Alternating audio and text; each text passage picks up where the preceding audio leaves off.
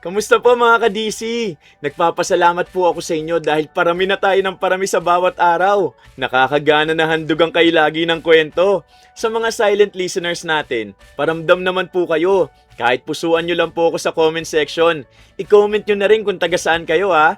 Salamat po. Muli, narito po ang inyong lingkod na si Kuya Louie para handugan kayo ng magagandang kwentong kulam at barang na may kasamang aral sa buhay.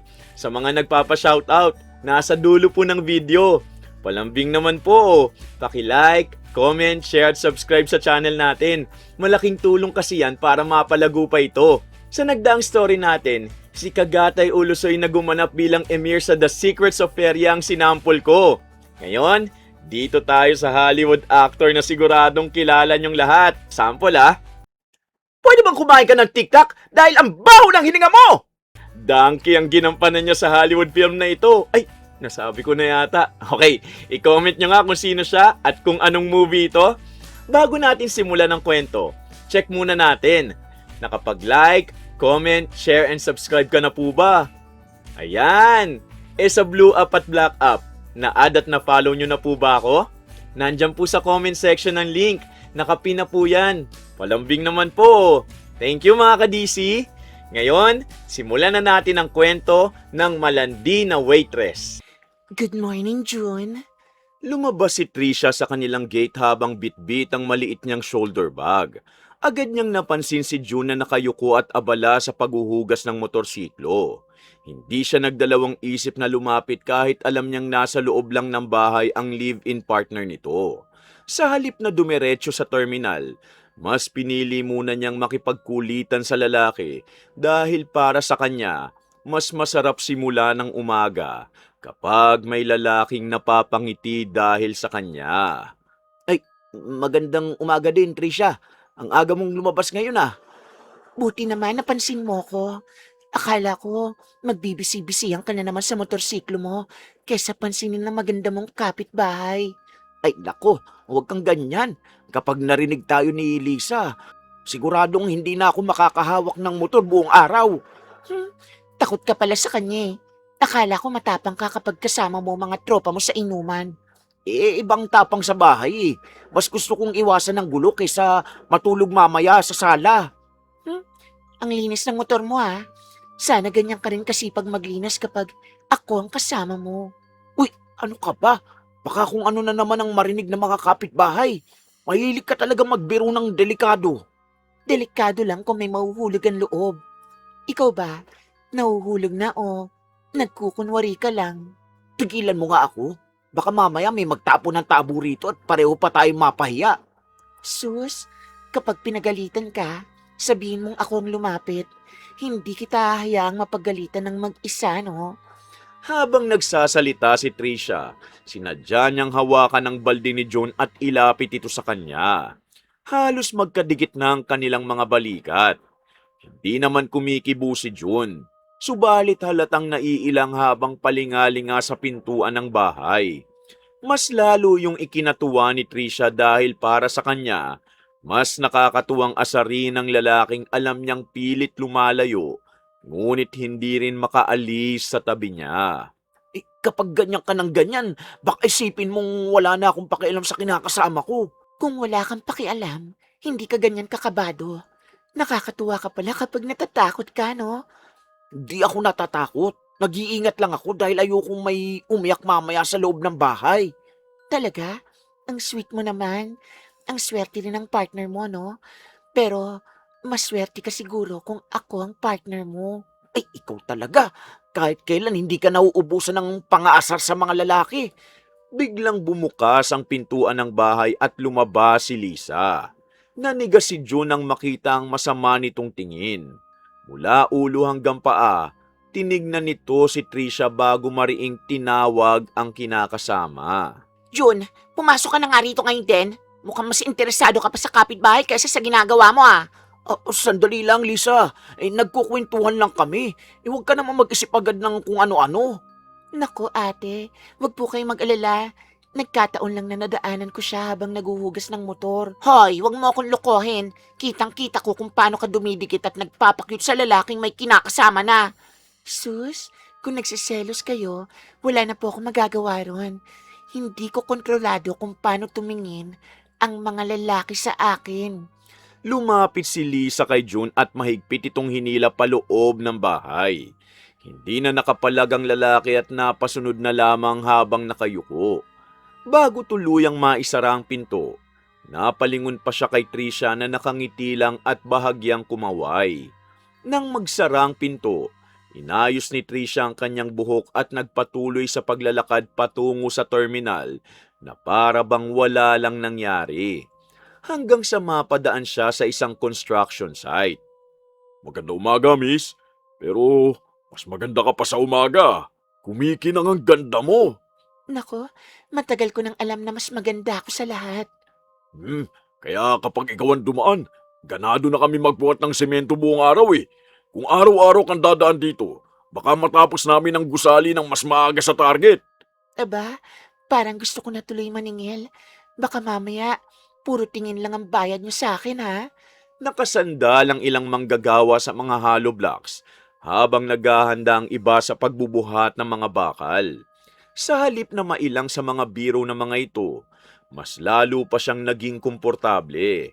Kitang-kita sa kanyang mukha na nasisiyan siya sa bawat papuri at tingin na ibinibigay ng mga lalaki. Miss, baka pwedeng mag-selfie tayo. Pang-inspire lang habang nagtatrabaho kami ng buong maghapon. Selfie agad? Baka mamaya ipagkalat niyo pa at dumami lalo ang mag-aagawan sa akin, ha? Ayaw mo nun? Sige na, kahit wallpaper lang sa cellphone ko, solved na ako ron. Huwag ka munang umalis. Mag-aambagan kami para ilibre ka ng almusal. Ay, gusto ko yan. Kaso baka magselo sa mga asawa at nobya niyo kapag nalaman nilang ako ang kasama niyo. Nagtawa na ng mga construction worker. May ilan pang sumipol habang ang iba nagbibiruan kung sino ang may lakas ng loob na manligaw kay Trisha. Hindi naman siya naiilang sa mga naririnig. Paminsan-minsan pa nga, sinasadya niyang ipiti ng buhok sa likod ng tenga at ngumiti ng mas matamis. Bagay na lalo pang nagpapalakas ng loob ng mga lalaking kantsawan siya. Miss, mukhang sanay ka ng hinahabol ng mga lalaki ah. Ilan na bang napaibig mo? Hindi ko naman kasalanan kung mabilis silang mahulog. Wala naman akong pinipilit sa kanila eh. Delikado ka pala. Isang ngiti mo lang, tapos na ang laban. Kaya pala parang gusto kong umabsent ngayon at samahan ka na lang maglakad eh. Nako, huwag kayong nga absent.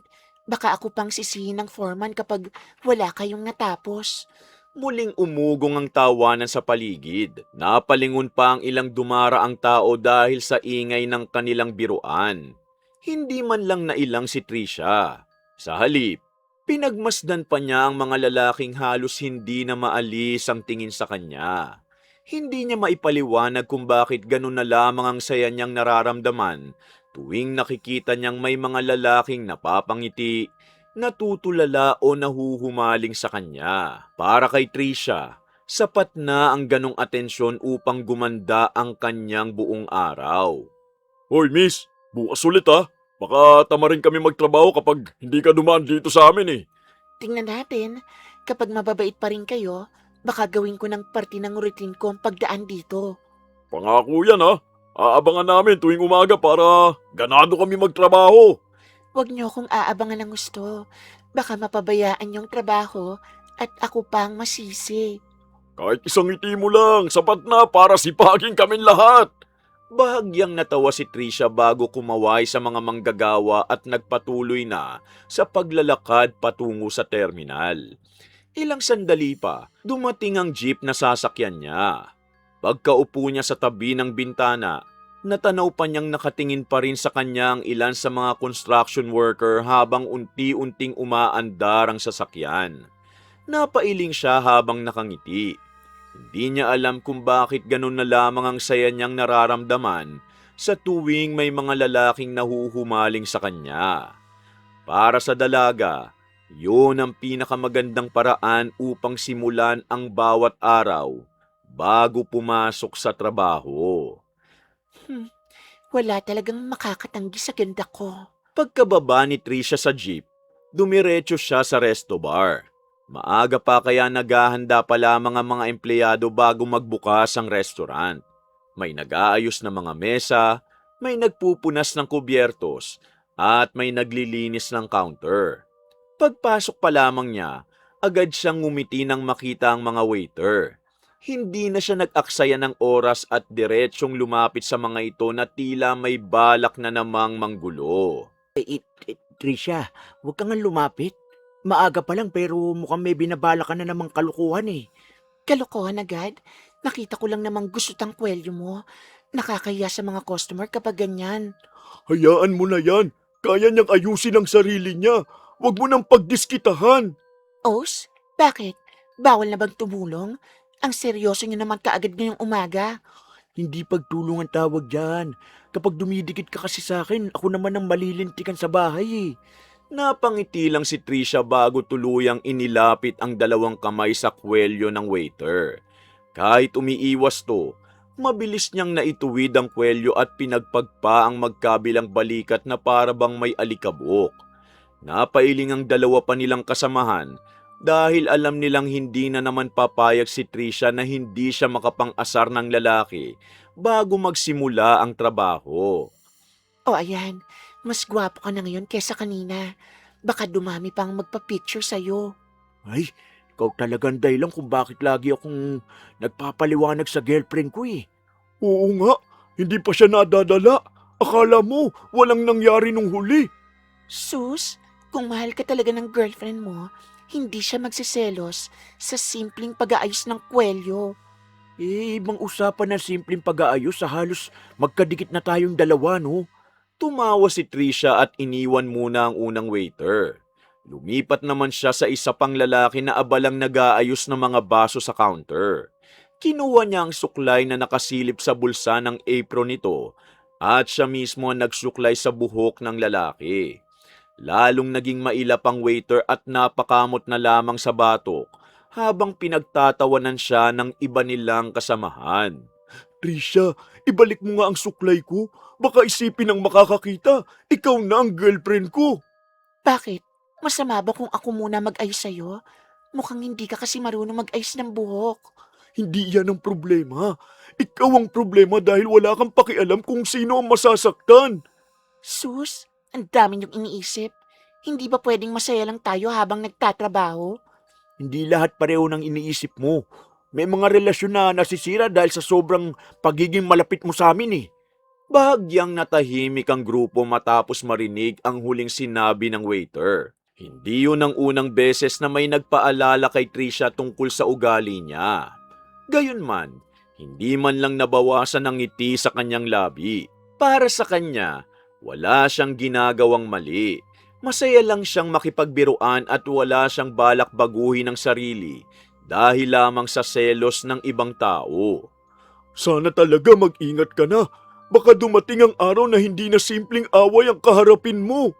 Hindi kapag dumating ang araw na yon, saka na ako matatakot. Sa ngayon, wala pa naman nangyayaring hindi ko kayang harapin. Matigas talaga ang ulo mo. Kahit anong sabihin namin, hindi ka nakikinig eh. Siyempre hindi. Kung titigil akong maging ganito, baka mawala na kayo ng saya rito sa trabaho. Hindi saya ang tawag dyan. Ikaw ang gumagawa ng gulo, tapos kami ang nadadamay. Hindi pa man nakakaisip ng panibagong biro si Trisha. May isang taong nakatayo na pala sa may pintuan ng staff room at tahimik na pinagmamasda ng buong eksena. Nakasimangot ito habang nakapulupot ang mga braso sa dibdib. Ilang sandali pa, nagsimula na itong lumapit sa kanila. Si Pau yun. At matagal na nitong tinitiis ang ugali ng kanyang kaibigan. Lumapit ang tomboy na si Pau sa grupo matapos nitong makita ang pakikipagkulitan ni Trisha sa mga waiter. Isa-isa nang nagpunta sa kanya-kanyang ginagawa mga lalaki nang mapansin ang seryosong mukha nito. Naiwan sa gitna sina Pau at Trisha habang abala ang iba sa paghahanda ng restaurant para sa pagbubukas. Trisha, pwede ba kitang makausap? Napapansin kong mas lumalala na ang ginagawa mo araw-araw ah. Ano na naman ba yon? Hindi pa nga nagsisimula ang trabaho. Sermon na agad ang bungad mo sa akin, Pauline. Huwag mo nga akong tawagin Pauline. Pau, hindi ako nagsisermon. Nag-aalala lang ako dahil Parang wala ka ng pinipiling lalaking lalapitan eh. Eh bakit hindi? Nakakatuwa kaya silang biruin. Ang seseryoso kasi ng mga mukha nila. Pero hindi lahat natutuwa. May mga taong nasasaktan kahit tingin mo, simpleng biro lang ang ginagawa mo. Bahagyang napailing si Trisha at sumandal sa counter. Para sa kanya, walang bigat ang mga sinabi ni Pau. Sanay na siyang makarinig ng ganong paalala, ngunit wala ni isang nakapagpabago sa kanyang pag-iisip. Ang nasa isip niya, wala siyang ginagawang masama dahil wala naman siyang inaangkin o inaagaw na lalaki. Alam mo, sobra ka lang talaga mag-isip. Hindi ko naman sila inaakit, no? Sus, di mo ba naaalala ang waiter na halos hiwalayan na ng girlfriend niya dahil sa kakakulit mo? Eh, kasalanan ko ba kung nagselos ang girlfriend niya? Hindi ko naman kontrolado ang nararamdaman ng ibang tao. Sinugod ka pa nga rito nun. Buti naawat agad. Akala ko pagkatapos nun, matututo ka na eh. Eh di nangyari na. Tapos na yon. Hindi ko naman pwedeng baguhin ang sarili ko dahil lang sa selos ng iba. Hindi mo kailangan baguhin ang buong pagkatao mo. Kahit bawas-bawasan mo lang ang pakikipaglandi. Malaking bagay na yun. Saglit na natahimik si Trisha bago siya napangiti. Sa halip na seryosohin ng kaibigan, bahagya pa niya itong tinapik sa balikat na tila wala lang ang usapan nilang dalawa. Hindi niya nakitang dahilan para matakot o mag-ingat. Ang tanging mahalaga sa kanya, ang pakiramdam na may mga lalaking humahanga at napapangiti dahil sa kanyang presensya. Huwag ka na mag-alala. Marunong akong lumugar. Hindi mangyayari ang mga kinatatakutan mo, no? Sana, tama ka. Pero may pakiramdam akong balang araw, may taong hindi na lang magsiselos. Kapag dumating ang araw na yon, saka na lang natin problemahin. Hindi na muling nagsalita si Pau. Tahimik na lamang niyang pinagmasdan si Trisha na naglalakad patungo sa dining area habang nakangiti pa rin. Sa isip niya, hindi na simpleng pagiging palakaibigan ang ipinapakita nito. Unti-unti na tong nagiging ugaling maaaring magdala ng kapahamakan, hindi lamang sa ibang tao, kundi pati na rin sa sarili nito. Ay, ang tigas talaga ng ulo niya. Kinabukasan, maaga na namang pumasok si Trisha sa resto bar. Tahimik pang inaayos ng mga empleyado ang kanika nilang gawain habang sinusuri ni Manager Ben ang inventory at schedule ng mga naka-duty. Habang abala ang lahat, napansin ni Trisha na mag-isa lamang ang manager sa opisina. Napangiti siya at agad na naglakad papunta rito na para bang may mahalagang sasabihin. Good morning, boss. Mukhang kulang ka yata sa tulog. Pero teka, parang mas gwapo ka kapag nakangiti. Ikaw talaga, Trisha. Di pa nagsisimula ang trabaho, binobola mo na agad ako. Hindi po bola yon. Baka kasi puro trabaho ang iniisip nyo at nakakalimutan nyo ng ngumiti. Kapag ikaw ang kaharap, mahirap talagang hindi mapangiti. Ayan na nga ba eh. Buti naman marunong pa pala kayong kiligin. Napailing si Manager Ben habang natatawa. Lumapit si Trisha sa mesa at sinilip ang hawak nitong papel. Dahil magkatabi na sila, bahagyang nagdikit ang kanilang mga balikat. Hindi man lang umurong si Trisha. Sa halip, itinuro pa niyang isang pangalan sa schedule habang nananatili siyang malapit sa manager. Nako, huwag kang masyadong lumapit. Baka may makakita sa atin. Ano namang masama kung may makakita? Nag-uusap lang naman tayo tungkol sa schedule. Alam mo namang mabilis gumawa ng kwento ang mga tao. Hayaan nyo sila. Hindi naman sila nagpapasweldo sa inyo. Talagang marunong kang sumagot, ha? Napansin ni Trisha na bahagyang nakatikwas ang kwelyo ng polo ni Manager Ben.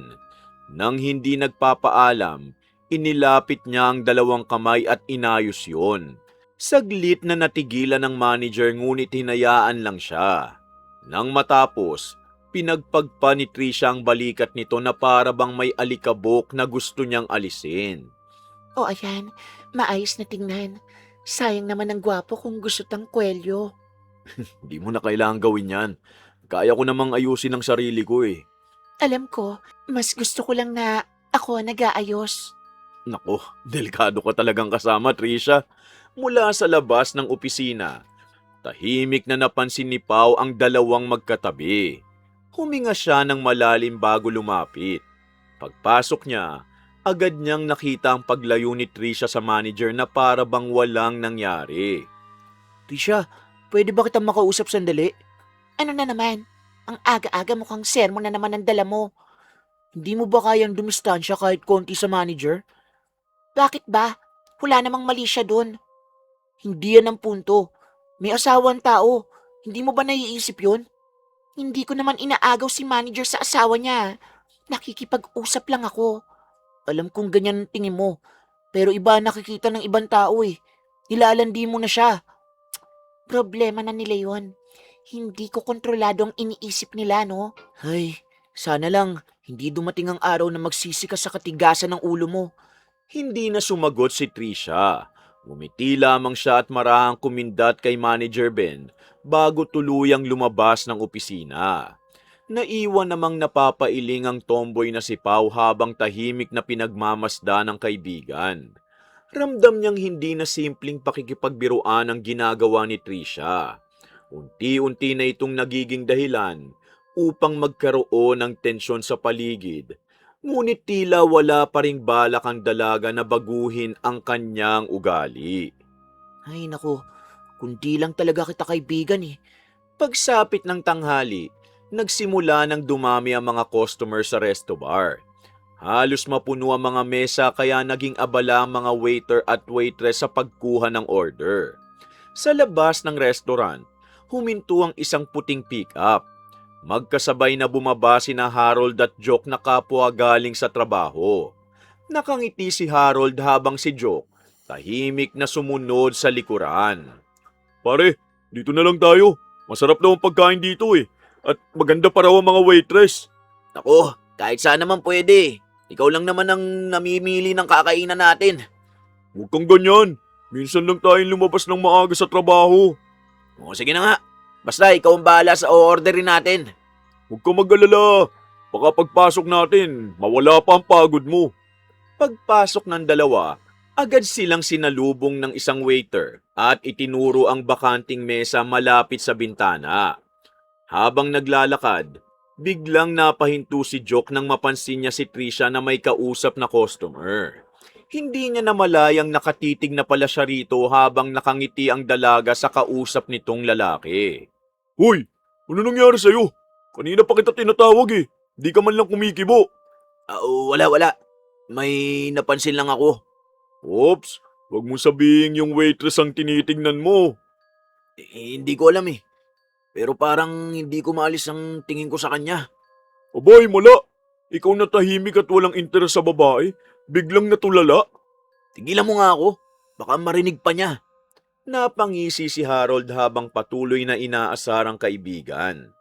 Lalong yumuko si Joke nang mapansing papalapit na si Trisha sa kanilang mesa habang may hawak na order pad.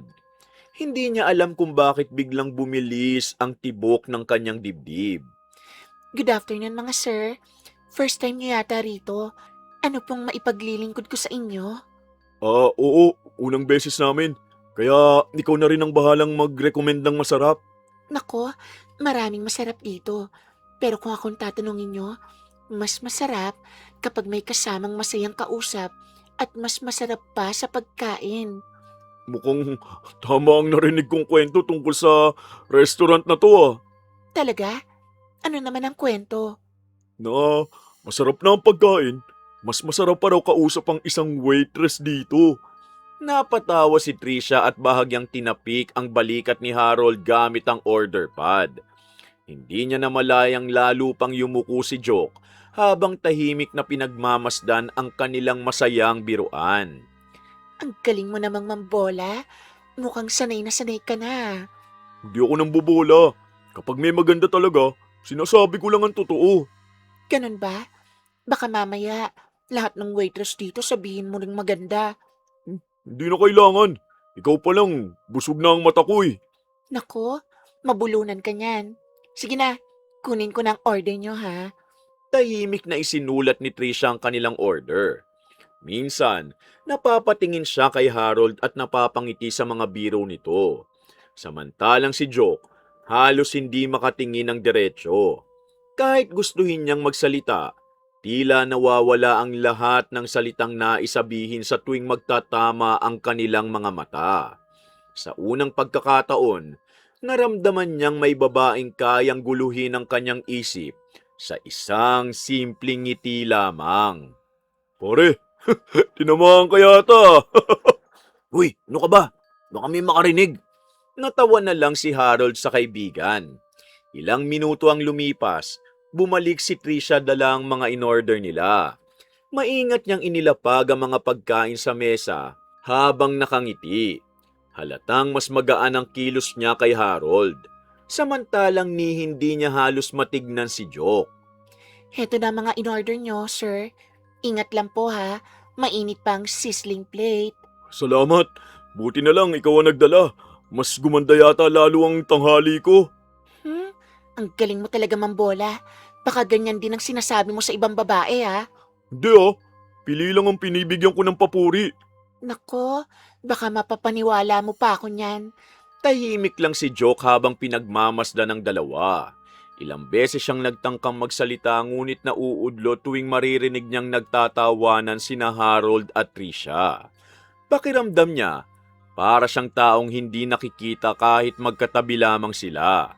Hindi niya maunawaan kung bakit ganun ang nararamdaman niya sa isang babaeng ngayon lang niya nakita. Miss, pwede bang makahingi ng isang basong tubig? Sandali lang po. Ako rin pala, pahingi na rin ako. Sige po, sir. Dadalan ko agad kayo. Akong naunang humingi. Oo nga po. Isasabay ko na rin. Napansin ni Joke na muli na namang si Harold ang unang tinapunan ng ngiti ni Trisha bago ito umalis. Hindi yun nakaligtas sa mapanuring mata ni Harold. Napailing siya at bahagyang natawa bago tinapik ang balikat ng kaibigan. Pare, huwag ka nang umasa. Halatang ako ang type niya eh. Ano? Di naman ako umaasa. Huwag mo ko lukuhin. Kitang-kita ko kung paano mo siya titigan kanina eh. Ay, hindi ko lang maiwasan. Naku, kung gusto mo talaga siya, kausapin mo. Hindi yung tititig ka lang buong araw. Pero, hindi ganun kadali. Ilang sandali pa, bumalik si Trisha dala ang tubig. Pagkababa niya ng mga baso, napansin niyang may kausap na bagong lalaking customer ang waiter sa kabilang mesa. Agad siyang lumapit doon at siya mismo ang nagpresentang kumuha ng order. Mula sa kinauupuan ni na Harold at Joke, kitang-kita kung paano siya muling nakikipagbiruan at panay ang ngiti sa lalaki. Tignan mo, ganyan yata talaga siya sa lahat eh. Oo nga no, kaya pala ang daming nakatingin sa kanya. Hindi lang nakatingin, sigurado akong marami na rin nahulog ang loob dyan. Ay, di ko gusto ang nakikita ko. Bakit?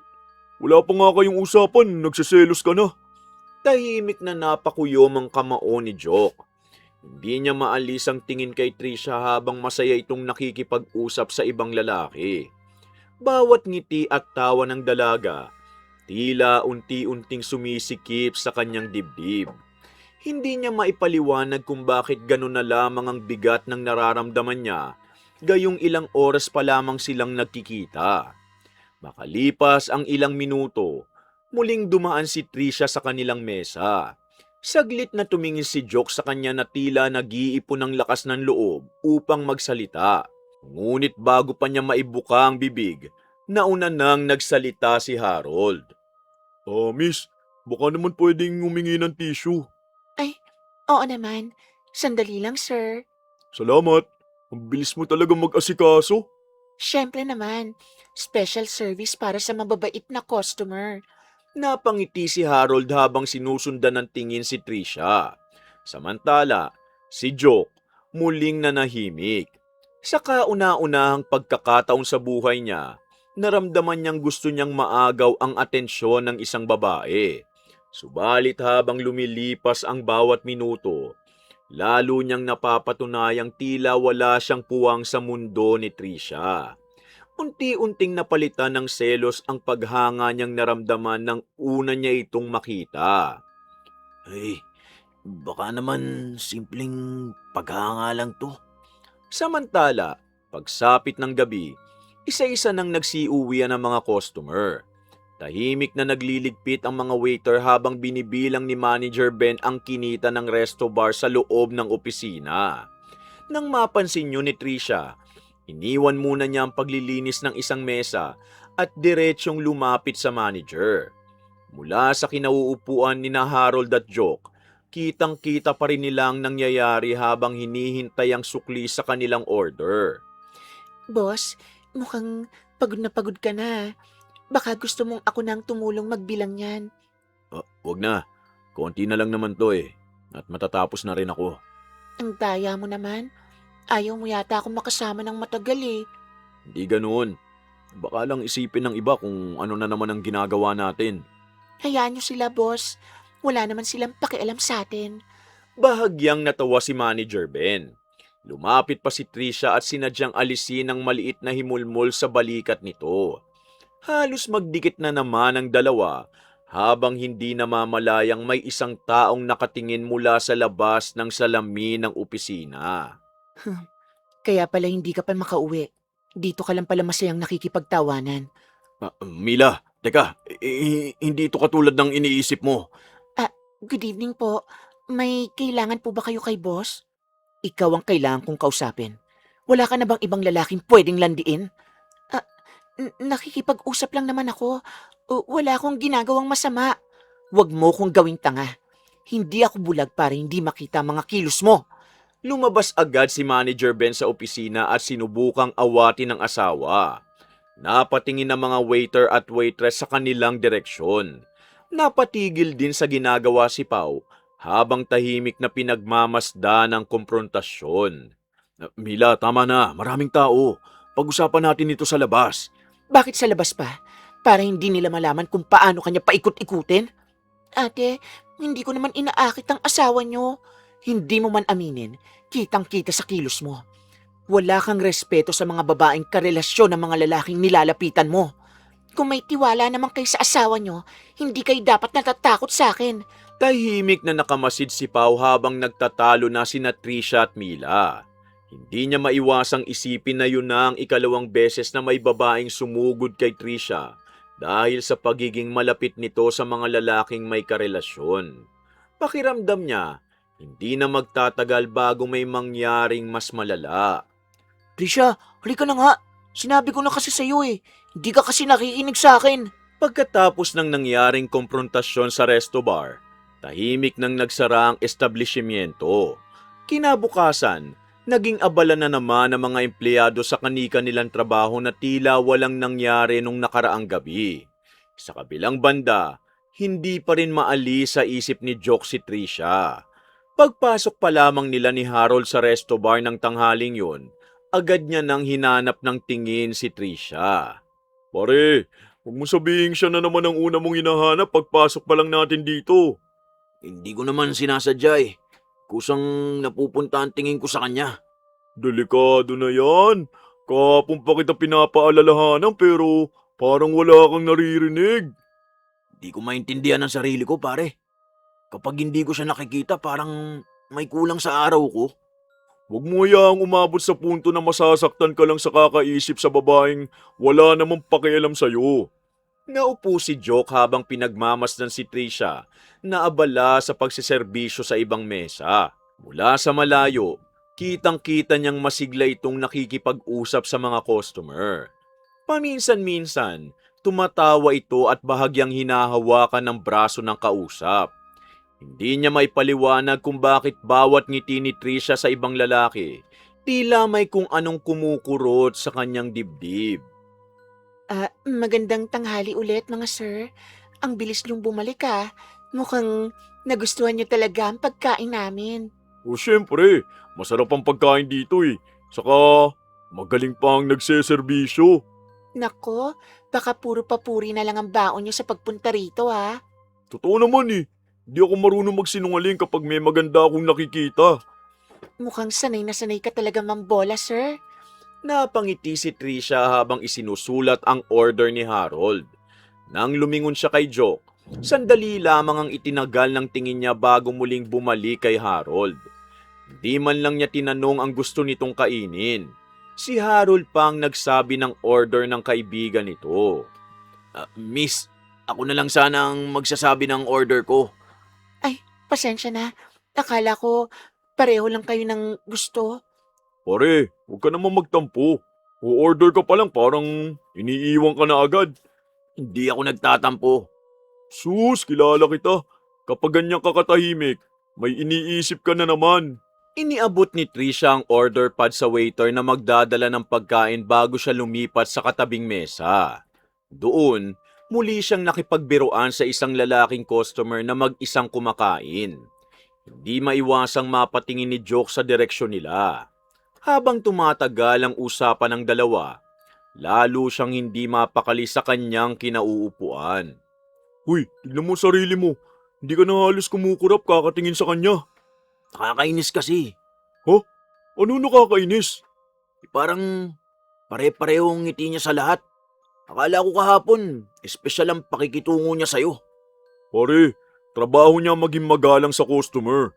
Hindi yung basta pagiging magalang. Ibang paraan niya ng pakikipag-usap eh. Naku, kahit ano pang isipin mo, hindi mo mababago ang ugali niya kung hindi ka magsasalita. Bahagyang napakuyom ng kamao si Joke. Hindi niya alam kung bakit unti-unti siyang kinakain ng selos sa bawat lalaking nilalapitan ni Trisha. Kahit pilitin niyang ituon ang isip sa pagkain, paulit-ulit pa ring bumabalik ang kanyang tingin sa dalaga. Hindi niya namamalayang ang simpleng paghanga na nararamdaman niya nung unang araw, nagsisimula ng maging isang damdaming hindi na niya kayang kontrolin. Pesting pakiramdam to. Ayos ka lang ba, pre? Bakit parang bumubulong ka lang dyan? Wala pare. Lumipas ang halos isang oras at lalo pang dumami ang mga customer sa resto bar. Habang abala ang mga waiter sa pagdadala ng pagkain, pabalik-balik naman si Trisha sa iba't ibang mesa. Hindi na nakaligtas sa kanyang paningin na halos bawat kilos niya sinusundan ng tingin ni Joke. Sa halip na mailang, tila naisipan pa niyang paglaruan ang sitwasyon. Sir, kumusta ang pagkain? Baka may kulang pa sa order nyo. Ayos na ayos. Pero baka pwedeng dagdagan mo ng isang ngiti. Libre naman siguro yun, oh. Nako, ang mahal kaya ng ngiti ko. Hindi basta-basta ibinibigay. Talaga ba? Mukhang siniswerte pala ako kasi kanina pa ako nakakatanggap. Baka kasi marunong ka magpatawa. Mahilig pa naman ako sa masayang kausap. Bahagyang natawa si Harold habang si Joke tahimik na lamang na sumusubo ng pagkain. Hindi niya magawang sumingit sa usapan. Pakiramdam niya, para siyang taong hindi nakikita kahit magkatabi lamang sila. Lalong sumikip ang kanyang dibdib nang mapansing bahagyang hinawakan ni Trisha ang balikat ni Harold habang nagtatawanan ng dalawa. Miss, pwede bang makahingi ng gravy? Sandali lang po. Babalikan ko kayo pagkatapos kong kunin ang order sa kabilang mesa. Naglakad si Trisha papunta sa kabilang mesa kung saan may 3 lalaking customer na kakaupo lamang. Mula sa kinauupuan ni Harold at Joke, kitang-kita kung paano ito nakikipagbiruan habang kinukuha ang order ng mga lalaki. Paminsan-minsan, napapahagik-gik pa siya sa mga biro ng mga ito. Dahilan upang mapailing si Joke. Pare, huwag mo na masyadong dibdibin. Ganyan talaga ang trabaho ng waitress. Hindi yan trabaho lang. Teka, anong ibig mong sabihin? Kahit wala ng dahilan, bumabalik pa rin siya nun para makipagkwentuhan eh. Baka mabait lang talaga siya sa customer. Hindi. Pakiramdam ko, gusto niya talagang nagpapapansin. Tahimik na uminom ng tubig si Harold. Napansin niyang iba na ang tono ng boses ng kaibigan. Hindi na yun simpleng paghanga. Unti-unti na itong nagiging matinding pagseselo sa bawat lalaking napapalapit kay Trisha. Makalipas ang ilang minuto, bumalik si Trisha dala ang gravy. Sa halip na ilapag lamang yun, sinadya pa niyang lapitan si Harold at bahagyang yumuko upang maabot ang maliit na mangkok. Hindi naman yun kailangan. ngunit tila gusto niyang ipakitang komportable siya rito. Heto na ang gravy niyo, sir. Sana hindi na kayo mabitin sa pagkain. Salamat. Mukhang kumpleto na ang tanghali ko. Nako, baka mamaya sabihin mong ako na rin ang dessert. Kung pwede lang, bakit hindi? Sus, ang kulit mo talaga. Napailing si Joke at mariing ibinaba ang kutsara. Napatingin sa kanya si Trisha ngunit sandali lamang bago muli nitong ibinaling ang pansin kay Harold. Hindi nakaligtas sa dalaga ang halatang pagkainis sa mukha ni Joke. Sa halip na tumigil, tila lalo pa siyang naaliw sa reaksyon nito. Pare, okay ka lang ba? Parang wala ka ng ganang kumain. Busog na ako. Ano? Halos hindi mo pa nga nauubos ang pagkain mo. Muwi na tayo pagkatapos nito. Bakit? May lakad ka pa ba? Wala. Ayoko na lang munang manatili rito. Tumayo si Joke at naglakad papunta sa cashier upang bayaran na ang kanilang bill. Habang hinihintay ang sukli, napalingon siyang muli kay Trisha. Masaya na naman itong nakikipagtawanan sa isa pang lalaking customer.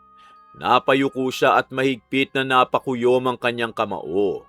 Sa isip niya, tila wala nang ibang mahalaga kay Trisha kundi ang atensyong nakukuha nito mula sa bawat lalaking lumalapit sa kanya.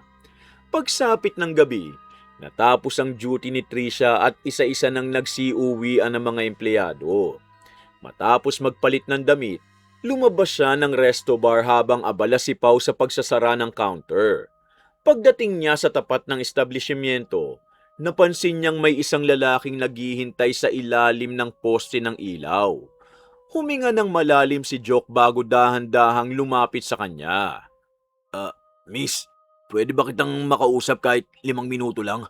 May gusto sana akong sabihin eh. Ikaw pala yan. Akala ko kung sino na naman naghihintay sa labas. Anong kailangan mo? Matagal ko nang gustong sabihin to. Hindi ko lang talaga magawang maglakas loob. Hay, kung tungkol ito sa pagkain o serbisyo, pwede mo na lang sabihin bukas sa loob. Hindi tungkol doon. Tungkol ito sa nararamdaman ko para sa'yo. Napahinto si Trisha at pinagmasdan si Joke. Hindi niya inaasahang aamin ng lalaki. Sandaling natahimik ang paligid habang dumaraan ang ilang sasakyan sa kalsada. Nanginginig ang mga kamay ni Joke, ngunit pinilit niyang ipagpatuloy ang gusto niyang sabihin. Simula nung una kitang makita, ikaw na lang lagi ang laman ng isip ko araw-araw. Teka, sir, huwag mo namang seryosoy ng simpleng pagkikita natin sa restaurant. Hindi. Hindi na simple para sa akin eh. Gusto kitang makilala ng mas mabuti. Hindi mo ba nakikitang magkaiba tayo? Ay, huwag mo nang sayangin ang oras mo. Teka, kahit isang pagkakataon lang, ipapakita kong sincere ako sa'yo. Hindi napigilan ni Trisha ang mapangiti. Ngunit hindi yun ngiting may kasamang awa. Unti-unti itong naging mapanuyang ngiti habang pinagmamasdan si Joke mula ulo hanggang paa. Lalong yumuko ang lalaki nang mapansin ang paraan ng pagtitig sa kanya ng dalaga. Alam mo, may lakas ka ring mangarap, no? Wala namang masama kung umasa. Pero sana bago ka umasa, tumingin ka muna sa salamin. Teka, ganito ba talaga kababa ang tingin mo sa akin? Hindi. Teka, hindi kita nilalait Sinasabi ko lang ang totoo. Pero hindi ko naman pinipilit na mahalin mo ko kagad. Lumabas si Pau mula sa resto bar matapos marinig ang nagtataasang boses. Paglapit niya, agad niyang napansin ang namumulang mukha ng isang lalaki at ang mapanuyang ekspresyon ni Trisha. Hindi na niya kailangan magtanong upang maintindihan ang nangyayari. Trisha, tama na. Kung ayaw mo sa tao, pwede mo naman sabihin na maayos. Bakit? Nagsisinungaling ba ako? Hindi lahat ng totoo kailangan ipamukha mo ng ganyang kasakit. Ano ka ba? Psst, hindi ko kasalanan kung madaling masaktan ng mga taong hindi marunong tumanggap ng katotohanan. Pero hindi niya deserve na ipahiya mo. Maayos naman yata siyang nakipag-usap sa'yo Tahimik na yumuko si Joke. Wala na siyang nagawa upang ipagtanggol ang sarili. Pakiramdam niya, unti-unting gumuho ang natitira niyang pag-asa. Hindi na siya muling tumingin kay Trisha. Dahan-dahan siyang tumalikod at naglakad palayo habang pinipigilan ng sariling lumingon. Pasensya na kung naistorbo kita. Hindi na ito mauulit. Mas mabuti pa nga. Pareho lang tayong hindi magsasayang ng oras. Hindi na nagsalita si Pau. Tahimik niyang pinagmasdan ng papalayong si Joke bago ibinaling ang tingin kay Trisha. Sa unang pagkakataon, nakaramdam siya ng pangamba. Hindi dahil may manliligaw ang kanyang kaibigan, kundi dahil nakita niyang wala man lang itong kaunting pagsisisi sa paraan ng pananakit nito sa damdamin ng isang taong maayos namang lumapit sa kanya. Samantala, pag-uwi ni Joke, dumiretso siya sa maliit na bahay ng kanyang lolang si Shona. Matagal na silang magkasama sa iisang bahay mula nang mamatay ang kanyang ina. Pagpasok pa lamang niya, napansin agad ng matanda ang mapupulang mata at matamlay nitong mukha. Ibinaba ni Lola Shona ang tinutupi niyang mga damit at agad na nilapitan ang apo. Apo, anong nangyari sa'yo? Bakit parang binagsakan ka ng langit sa itsura mo? Wala po, Lola. Napagod lang siguro ako sa trabaho. Nako, wag mo kong lukohin. Ako ang nagpalaki sa'yo. Alam ko kapag may mabigat kang dinadala. Ayoko na sana ikwento eh. Nahihiya lang talaga ako, Lola. Mas mabigat ang problemang kinikimkim kaysa sa problemang ikinukwento. Umupo ka at magsabi ka ng totoo. Naupo si Joke sa lumang bangkong kahoy. Di niya napigilan ang sariling ilabas ang lahat ng sakit na matagal na niyang kinikimkim. Habang nagsasalita siya, tahimik lang na nakinig si Lola Shona. Paminsan-minsan, napapailing ito habang naaawa sa apo. Ramdam niyang hindi simpleng pagkabigo ang dinadala ni Joke, kundi matinding kahihiyan na unti-unting nagiging galit. Lola, wala naman akong ginawang masama eh.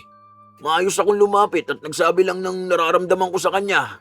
Hindi lahat ng gusto natin mapapasa atin, Apo. Masakit yun, pero bahagi yun ng buhay. Hindi naman ang pagtanggi ang masakit eh. Ang masakit, pinahiya niya ako na parang wala akong halaga. Apo, huwag mong hayaang manaig ang galit. Kapag galit ang pinairal mo, mali ang magiging desisyon mo.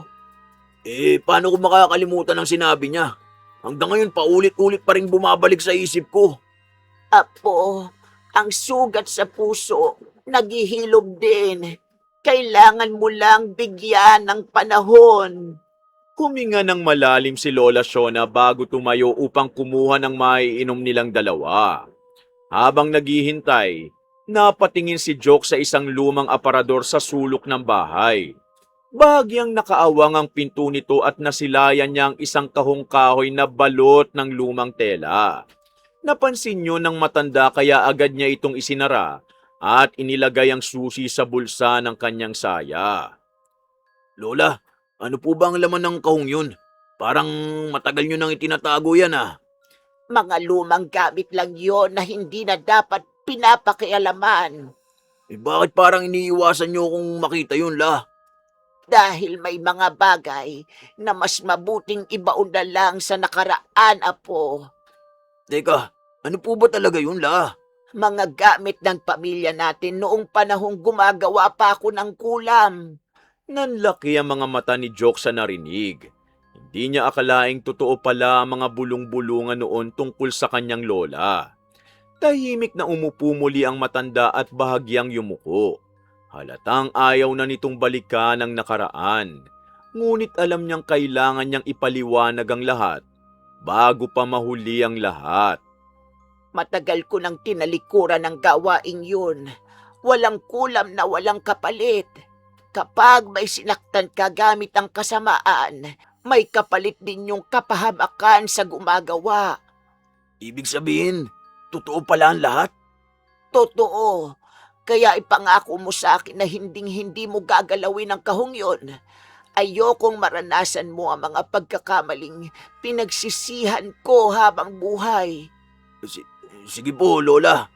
Tumango si Lola Shona. Subalit hindi niya napansin ang biglang pagkapako ng tingin ni Joke sa lumang aparador. Habang sariwa pa rin sa isip niya ang mapanlait na mga salita ni Trisha, unti-unting napalitan ng matinding pagnanais na makaganti ang sakit na nararamdaman niya.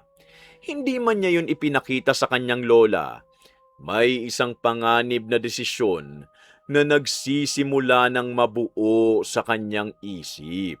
Madaling araw pa lamang gising na si Joke. Hindi siya halos nakatulog dahil paulit-ulit na bumabalik sa isip niya ang bawat salitang binitiwan ni Trisha. Mula sa kanyang silid, tanaw niya ang aparador ng kanyang lola Shona. Tahimik niyang sinilip ang sala at nakitang mahimbing pa ang tulog ng matanda. Huminga siya ng malalim bago dahan-dahang lumapit sa aparador. Lola, patawarin niyo sana ako kung susuwayin ko kayo kahit ngayon lang. Hindi ko kayang kalimutan ang ginawa niya sa akin eh. Sinubukan kong tanggapin ang lahat, pero lalo lang ako nasasaktan. Hindi ko alam kung tama ba itong gagawin ko. Sana matapos na ang lahat pagkatapos nito. Maingat na kinuha ni Joke ang susi mula sa ibabaw ng lumang aparador.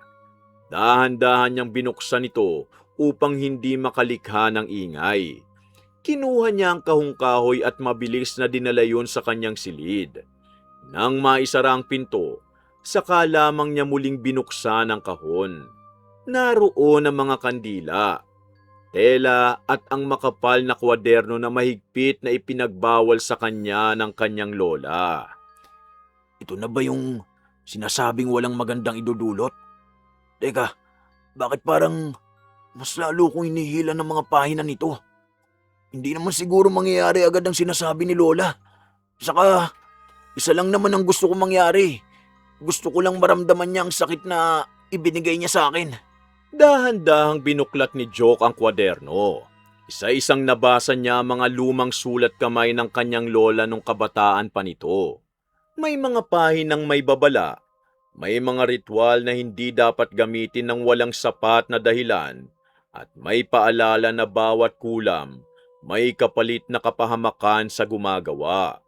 Subalit habang tumatagal ang kanyang pagbabasa, mas tumitindi ang galit na nangingibabaw sa kanyang isip kaysa sa takot na nararamdaman niya. Kailangan pala ang pangalan ng taong kukulamin. Kailangan din ng personal na bagay na galing sa kanya. Teka, hindi magiging madali ang ritual kung wala ang mga yun. Ibig sabihin, kailangan ko pa siyang makita ulit? Ito na lang ang natitira kong paraan. Pagsapit ng tanghali, muli na namang nagtungo sina Joke at Harold sa resto bar. Habang abala mga empleyado sa pagsaserbisyo, tahimik na lamang si Joke. Hindi na siya halos sumasabay sa mga biro ni Harold. Ang tanging laman ng isip niya, ang mga nabasa niya sa kwaderno. Mula sa kinauupuan nila, nakita niyang inilapag ni Trisha ang suklay sa maliit na istante sa gilid ng counter bago ito muling nagsilbi sa mga customer. Pare, bakit parang wala ka na namang gana? Hindi ka na nga kumikibo, hindi ka pa halos kumakain. Wala. Pagod lang siguro ako. Sigurado ka bang pagod lang yan? Parang may iba ka pang iniisip eh. Hayaan mo na muna. May asikasuhin lang ako sandali. Teka, huwag kang magtatagal ah. Baka lumamig ang pagkain natin. Tumayo si Joke at nagkunwaring pupunta sa comfort room. Pagdaan niya sa counter, napansin niyang walang tao sa bahaging yun dahil abala ang lahat sa loob ng dining area. Mabilis niyang kinuha ang suklay ni Trisha at maingat na inalis ang ilang hibla ng buhok na naiwan dito. Pagkatapos, ibinalik niya yun sa dating pwesto na parang walang nangyari bago tahimik na bumalik sa kanilang mesa.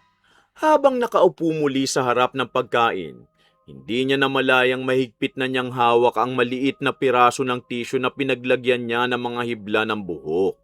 Hindi na siya umatras. Tuluyan na niyang sinuway ang babala ng kanyang lola. Bahala na. Pagsapit ng gabi, tahimik na isinara ni Joke ang pinto ng kanyang silid. Inilapag niya sa mesa ang lumang kwaderno, 2 kandilang itim, 1 pirasong puting tela, at ang mga hibla ng buhok ni Trisha na nakuha niya sa resto bar. Sa kabilang silid, mahimbing nang natutulog si Lola Shona. Nanginginig ang mga kamay ni Joke habang paulit-ulit niyang binabasa ang unang ritual na nakasulat sa kwaderno. Di pa uli ang lahat. Pwede ko pang itigil to. Pero hindi. Masyado niya ako sinaktan. Ang dali niyang lumapit sa ibang lalaki pero napakailap niya sa akin. Dapat lang na maging kasimpangit kita para maramdaman mo rin ang mabaliwala dahil sa itsura. Lola, patawarin niyo ako kung hindi ko kayang sundin ang bilin niyo ah. Isang beses lang naman to eh. Pagkatapos ito, hindi ko na ulitin. Sana maramdaman lang niyan sakit na ipinatikim niya sa akin. Huminga ng malalim si Joke bago sinindihan ang dalawang kandila. Inilagay niya ang mga hibla ng buhok sa gitna ng puting tela at sinunod ang bawat hakbang na nakasulat sa kwaderno. Habang binibigkas niya ang mga orasyong naroon, unti-unting lumakas ang ihip ng hangin sa labas. Napatingin siya sa bintana nang marinig ang sunod-sunod na pagkahol ng mga aso sa kalye. Saglit siyang kinabahan, subalit ipinagpatuloy pa rin niya ang ritual hanggang sa huling pahina ng unang bahagi. Tapos na ba talaga? Bakit parang wala naman nangyari? Baka mali ang ginawa ko. O baka hindi naman talaga totoong lahat ng to. Mas mabuti sigurong tago ko na muna ang mga gamit. Pinatay niya ang mga kandila at ibinalik ang kwaderno sa ilalim ng kanyang kama. Pilit niyang kinumbinsi ang sariling baka kathang isip lamang ang lahat ng nabasa niya. Gayunman, hindi niya maalis ang kaba sa kanyang dibdib.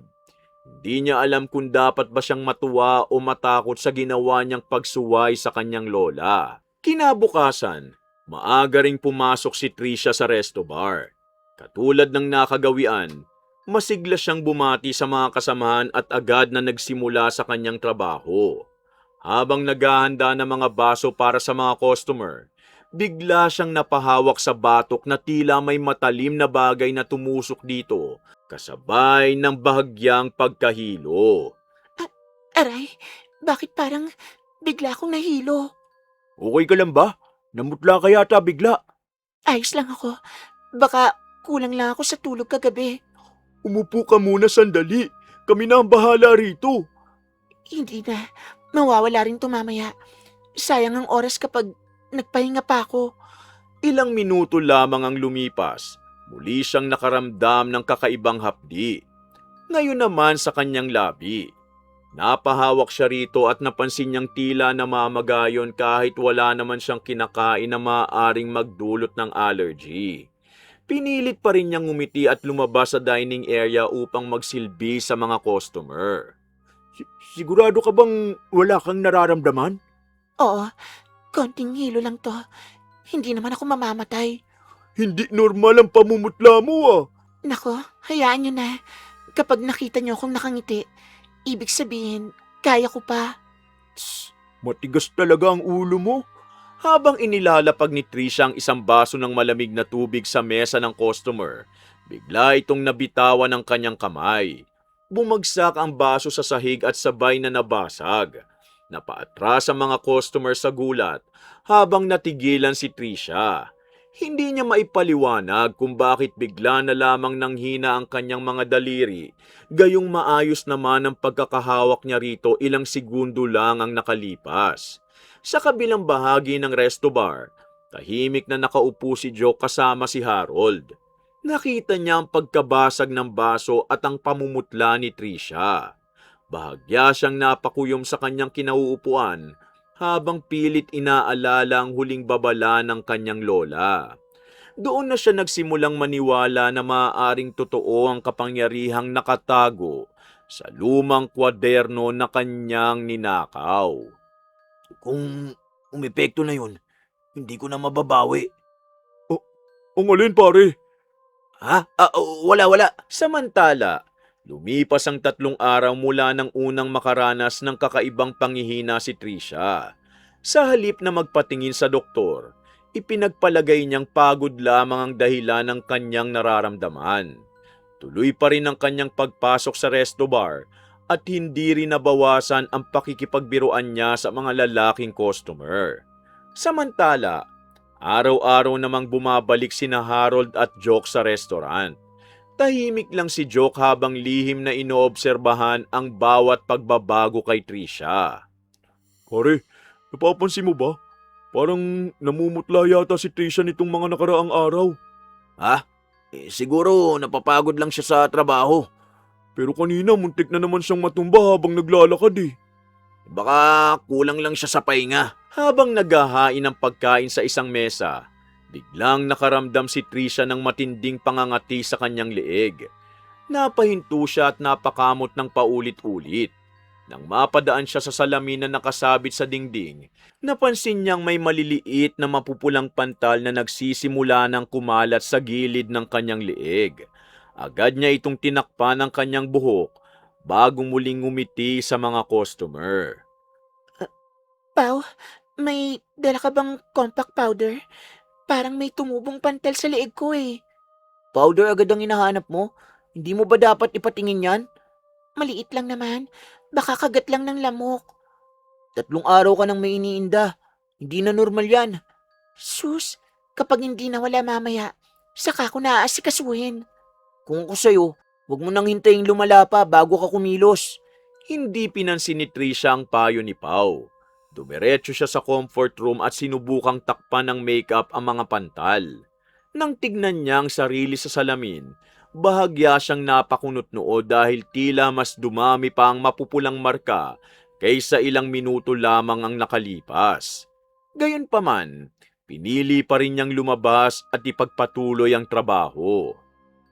Miss, ikaw ba yung laging nagseserbisyo rito? Opo sir, may kailangan pa po ba kayo? Wala naman. Akala ko lang may allergy ka. Namumula kasi ang leeg mo eh. Ayos lang po ito. Lilipas din mamaya. Kung masama ang pakiramdam mo, magpahinga ka na muna. Salamat po. Pero kaya ko pa naman. Napangiti si Trisha ngunit napansin niyang hindi na katulad ng dati ang pakikitungo ng ilang lalaking customer. May ilan na mabilis nang ibinabalik ang tingin sa pagkain matapos mapansin ang mga pantal sa kanyang balat. Hindi niya yun ipinahalata, subalit bahagya siyang nabahala. Sa unang pagkakataon, pakiramdam niya, unti-unti nang nababawasan ang atensyong dati niyang madaling nakukuha. Pare, parang iba na talaga ang itsura niya, no? Ha? Anong ibig mo sabihin? Kanina pa siya nagtatakip ng leeg eh. Tapos parang iniiwasan na rin siyang titigan ng ibang customer. Baka nagkataon lang. Naku, nakakaawa rin naman kung bigla siyang magkakasakit. Yumuko si Joke habang naririnig niya ang pag-aalala ni Harold. Muli niyang naalala ang ritual na ginawa niya ilang gabi na ang nakalipas. Unti-unti niyang pinagdudugtong ang mga nangyayari kay Trisha. Kasabay ng paglitaw ng mga pantal, ang unti-unting pagkawala ng atensyong matagal nitong ipinagmamalaki. Hindi niya alam kung matutuwa ba siya o matatakot. Ngunit sa kaibuturan ng kanyang isip, nagsisimula ng mabuo ang paniniwalang ang kulam, unti-unti nang tumatalab. Kinagabihan, umuwi si Joke dala ang mabigat na pakiramdam.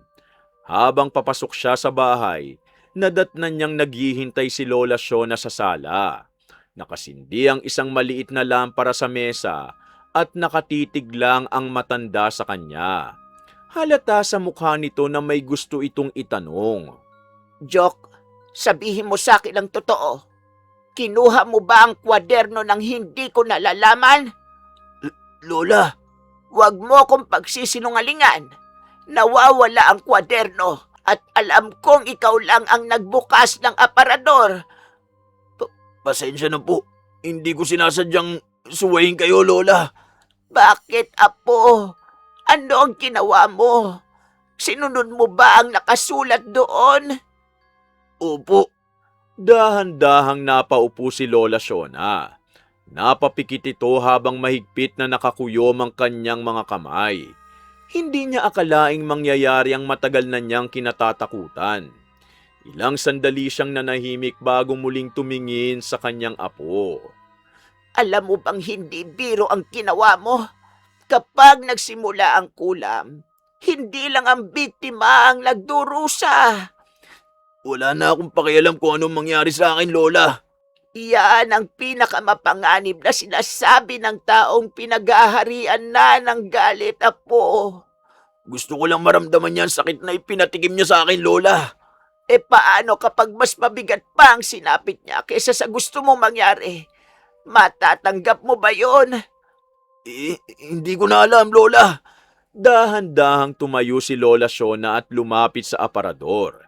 Kinuha niya ang natitirang mga gamit sa ritual at niyakap ang mga ito na parang ayaw na niya muling magamit ng kahit sino. Pagharap niya kay Joke, baka sa kanyang muka ang matinding pag-aalala.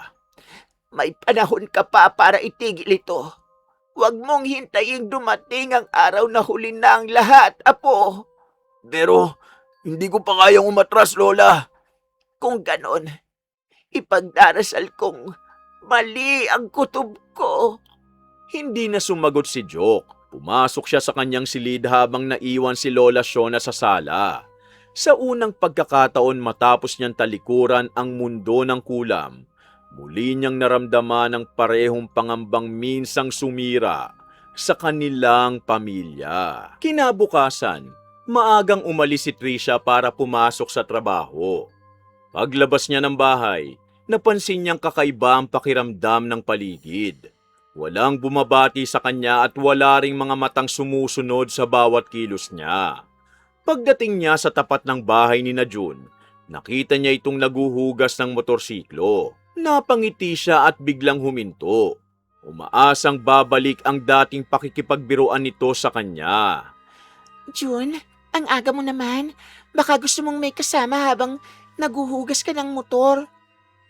Trisha, may ginagawa ako eh. Sige na, baka mahuli ka sa trabaho. Grabe ka naman.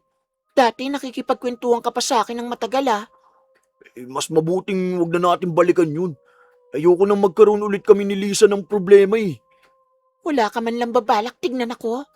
Hindi na sumagot si June. Ipinagpatuloy lamang niya ang paghuhugas ng motorsiklo habang si Trisha ilang segundo pang nakatayo sa tabi ng gate.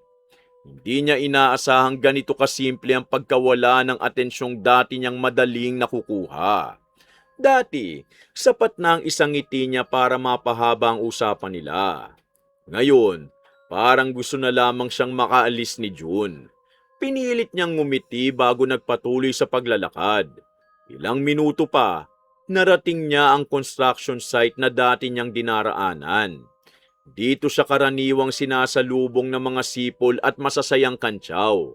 Ngayon, abala ang mga manggagawa sa kani-kanilang gawain. May ilan na napapatingin sa kanya, ngunit agad ding bumabalik sa ginagawa. Walang bumabati at walang pumapansin. Mga kuya, bakit parang hindi nyo na ako napapansin ngayon? Good morning. Ingat ka sa pagdaan dyan. Yun lang? Dati kung ano-anong sinasabi nyo kapag dumadaan ako rito Pasensya ka na, miss. Marami kaming ginagawa ngayon eh. Sigurado ba kayong hindi nyo na ako nakikilala? Ako pa rin naman ito. Kilala ka namin pero iba na kasi ang itsura mo ngayon. Napahinto si Trisha. Di niya nagustuhan ang sagot, ngunit wala na siyang maisip na sabihin. Tumingin siya sa mga manggagawa at sinubukang umiti gaya ng dati. Isa sa kanila, saglit lamang tumingin sa kanyang mukha bago umiwas. Wala ni isang sumipol o nagbiro. Sa halip na matawa, nakaramdam siya ng matinding hiya. Mabilis siyang nagpatuloy sa paglalakad patungo sa resto bar. Pagdating niya sa trabaho, agad niyang inayos ang kanyang buhok at makeup bago pumasok sa dining area. Umaasa siyang kahit papano, babalik ang dating pakiramdam kapag nakaharap na niya ang mga customer. Nakita niya ang isang lalaking customer na nakaupo mag-isa kaya agad niya itong nilapitan. Pinilit niyang maging masigla at nakangiti habang kinukuha ang order nito. Sir, baka gusto niyo ng recommendation. May alam akong bagay na siguradong magugustuhan niyo. Salamat miss. Alam ko na ang o-ordering ko. Sigurado kayo? Baka gusto niyong ako nang pumili para sa inyo.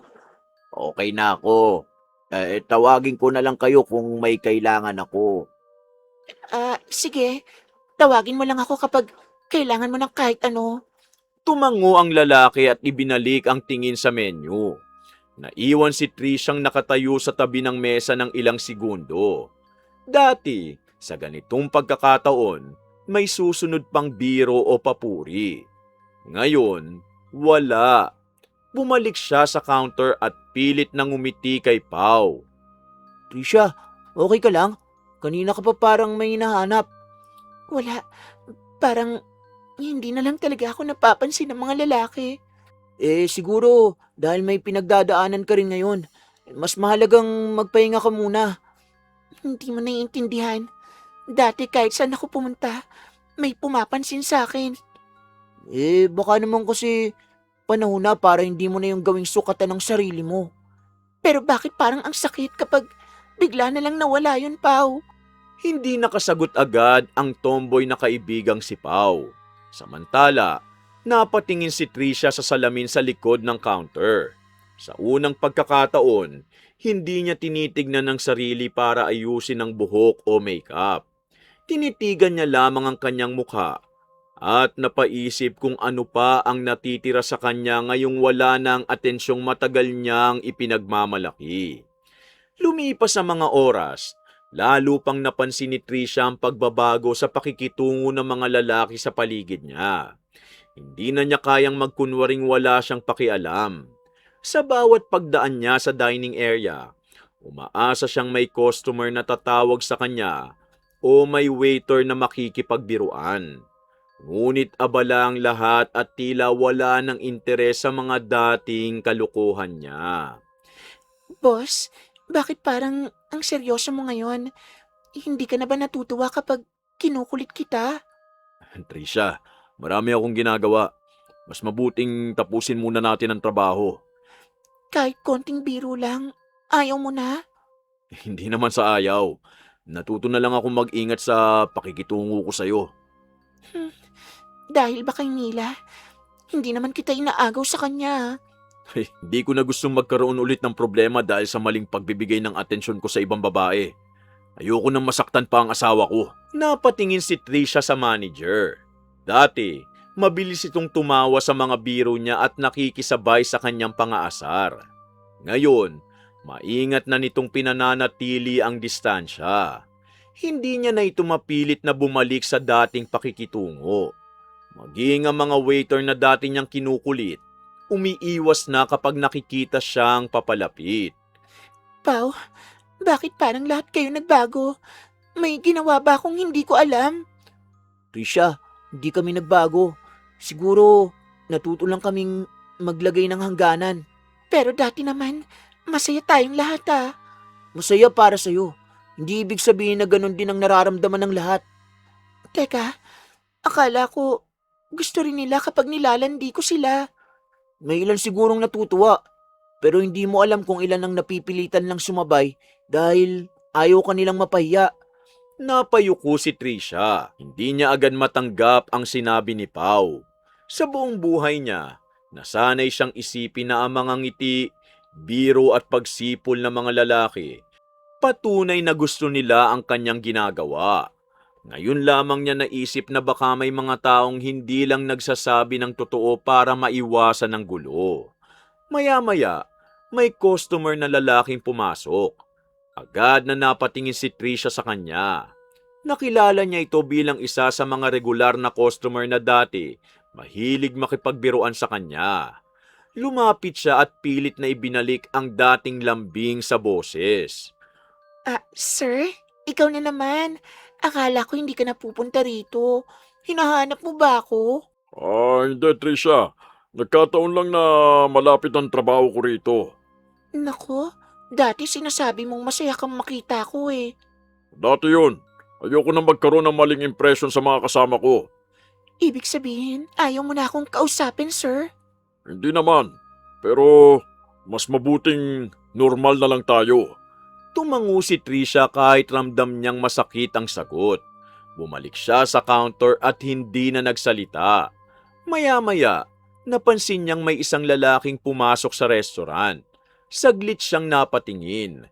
Ngunit agad niyang nakilala ang lalaking nagngangalang Joke. Hindi ito lumapit. Umupo lamang ito sa malayong mesa at tahimik na nakatingin sa kanya. Lumipas ang ilang araw at lalo pang naging mahirap para kay Trisha ang bawat paglabas ng bahay. Hindi na niya kayang itago ang mga butlig at paso sa mukha at katawan kahit anong makeup ang gamitin niya. Mas masakit para sa kanyang makitang hindi na siya makilala ng ilang taong dati, laging nakatingin sa kanya. Nang araw na yun, nagpasya siyang maglakad muna upang makapag-isip. Hindi ko alam kung bakit parang lahat na lang ng tao umiiwas na sa akin ngayon. Dati, kahit saan ako pumunta, may pumapansin, bumabati o nakikipagbiruan sa akin. Ngayon, pati sarili kong mukha, hindi ko na kayang tingnan ng matagal. Ganito na ba talaga ako? Ano ba nangyari sa akin? Kahit magpatingin ako sa doktor, wala naman silang makita. Siguro, karma ko na to. Habang naglalakad, napahinto si Trisha nang makita niyang paparating si Joke mula sa kabilang bahagi ng kalsada. Saglit silang nagkatinginan. Hindi ngumiti si Joke at hindi rin ito bumagal sa paglalakad. Ipinagpatuloy lamang nito ang paglalakad na tila hindi niya nakita ang dalaga. Teka, sandali lang. Pwede ba kitang makausap kahit saglit lang? Wala tayong dapat pag-usapan. May pupuntahan ako kaya huwag mo na ako abalahin. Pati ba naman ikaw, ayaw na akong makita? Bakit? Dahil ba pangit na ako ngayon? Hindi tungkol sa itsura mo ang dahilan kung bakit ayaw kitang kausapin. Kung ganon, sabihin mo sa akin. Ayokong manghula kung bakit lahat kayo biglang nagbago. Huminto si Joke. Hindi siya agad lumingon. Ngunit nang marinig niya ang nanginginig na boses ni Trisha, dahan-dahan siyang humarap. Hindi na niya nakita ang dating babaeng laging nakangiti at kumpiyansang humaharap sa bawat lalaki. Ngayon, halatang pagod at takot na si Trisha. Sa unang pagkakataon, hindi niya naramdaman ang galit na dati niyang kinikimkim. Nung gabing tinanggihan mo ko, sobrang sakit ng mga sinabi mo sa akin. Akala ko kaya kong kalimutan yun. Pero araw-araw kita nakikita at lalo ako nasasaktan. Kaya hindi na ako lumalapit sa'yo. Ayoko nang umasa at ayoko nang masaktan ulit. Sorry. Alam kong mali ang mga sinabi ko sa'yo. Hindi ko dapat ginawa yun. Kahit hindi kita gusto. Akala ko nakakatawa lang ang lahat dahil sanay ako mang-asar kapag may gustong lumapit sa akin. Ngayon ko lang naintindihan kung gaano kasakit kapag ikaw naman ang nakakaramdam na wala kang halaga. Kaya sana, patawarin mo ako. Hindi ko gustong masaktan ka noon. Bakit ngayon ka humihingi ng tawad? Dahil ngayon ko naintindihan ang pakiramdam. Hindi dahil gusto kong bumalik ang atensyon mo sa akin.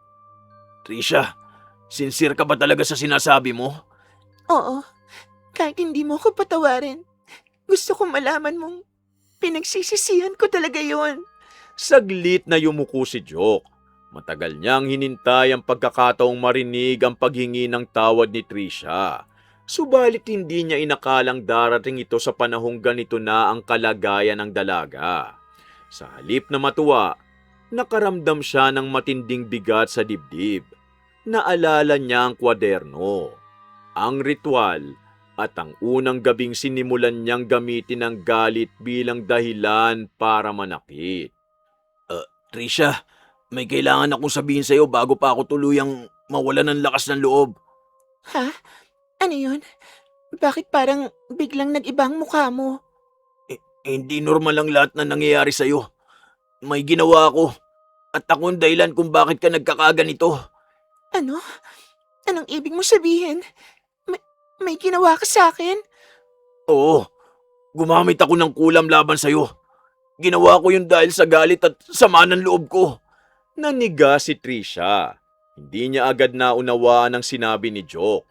Ilang segundo siyang nakatingin dito habang unti-unting pumapasok sa isip niya ang mga nangyari nitong mga nakaraang araw. Ang pananakit, biglang pagbabago ng katawan, at pagkawala ng atensyon ng mga lalaki, biglang nagkaroon ng ibang kahulugan. Ikaw palang dahilan kung bakit nangyari lahat ng ito sa akin. Oo, at ngayon, pinagsisisihan ko na ang ginawa ko. Hindi ko alam kung paano ko ito aayusin. Kung alam mong mali, tulungan mo kong tapusin ito. Ayoko nang mabuhay ng ganito. Oo, may isang tao makakatulong sa atin. Kailangan natin puntahan si Lola Shona bago pa lumala ang lahat.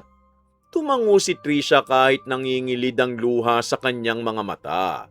Sa pagkakataong yon, wala na siyang pakialam kung paano siya titignan ng iba. Ang gusto lamang niya, matapos ang sinapit niya. At sa unang pagkakataon, handa siyang harapin ang katotohanan sa likod ng lahat ng nangyari sa kanya. Magkasamang pumunta sina Trisha at Joke sa bahay ni Lola Shona. Pagpasok nila, agad napansin ng matanda ang kalagayan ni Trisha. Hindi na siya nagtanong ng mahaba dahil nakita niya agad ang takot sa mukha ng dalaga at ang pagsisisi naman sa mukha ng apo. Ikaw ang dahilan kung bakit kinuha ng apo ko ang kwaderno, hindi ba? Hindi ko po alam na may ganitong mangyayari. Gusto ko lang po sanang humingi ng tawad sa kanya. Lola, ako ang gumawa nito. Hindi siya ang dapat sisihin sa desisyon kong gumamit ng kulam. Pareho kayong nagkamali. Pero ikaw ang gumamit ng kasamaan para makapaghiganti. Lola, kung may paraan pa po para matapos ito, kahit ano gagawin ko, ayoko ng ganitong buhay ko. Natatakot po ako. Kinuha ni Lola Shona ang lumang kwaderno at inilapag ito sa mesa. Hindi niya pinagalitan si Trisha at hindi rin niya ipinagtanggol si Joke. Ipinaalala lamang niya sa apo na ang paghihiganti hindi kailanman nagbibigay ng tunay na ginhawa.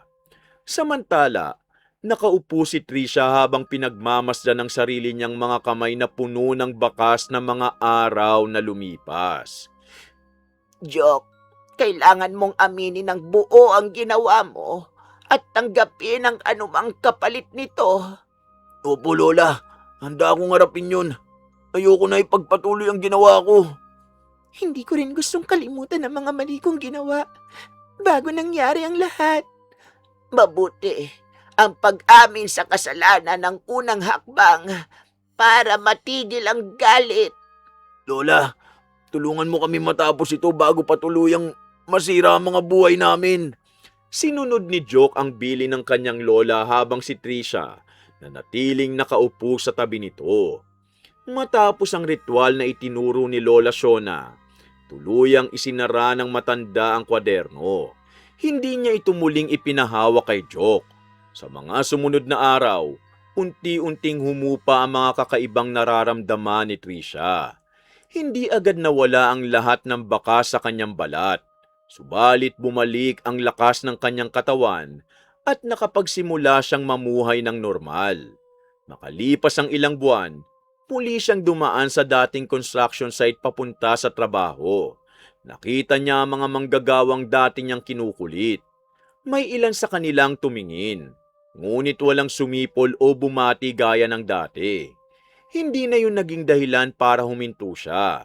Nagpatuloy lamang siya sa paglalakad. Sa resto bar, nagbago rin ang pakikitungo niya sa mga customer at kasamahan.